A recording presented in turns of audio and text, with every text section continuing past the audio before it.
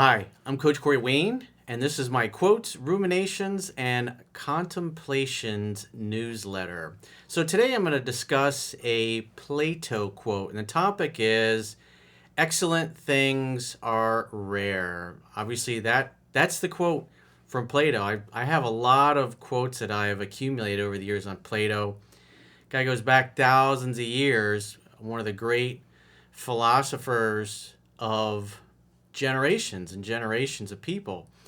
And there's a similar quote of his: excellence, something along the lines of excellence is not a singular act, it's a habit. You are what you do repeatedly.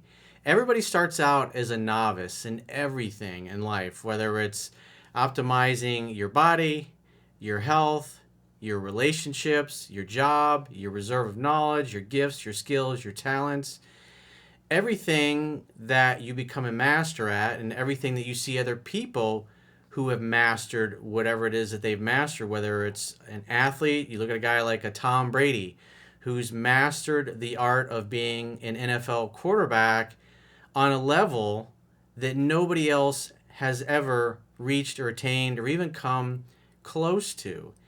You look at all the Super Bowl rings that he has, the fact that he's now in his 40s and he's yet just won another Super Bowl last year.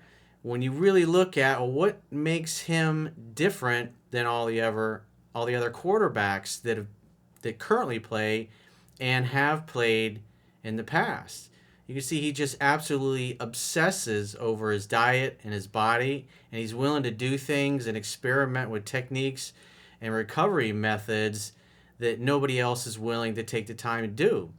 And so what's interesting is you have a lot of athletes that play in the NFL that come and train with him, and then they go back to their lives and they still, despite all the results that they see and the things they've learned from him, most of them don't apply the things that he applies in the level that he applies them, because he's just absolutely obsessed. In other words, he's willing to outwork all of his competition. Because, like the Plato quote says, excellence is not a singular act, it's a habit. You are what you do repeatedly, and excellent things are rare. So the idea is, especially when you look at my first book, 3% Man, it's all about setting yourself apart. But just because you read the book doesn't mean you're going to be the absolute master or totally excellent at it compared to other people. Because no matter what you're doing, no matter what career it is, you got to imagine that there's always somebody younger and more hungry, better looking, that has more of an advantage or has more advantages than you had, that's trying to become you, become like you, and outwork you. And so you got to think of life as kind of like a game of golf.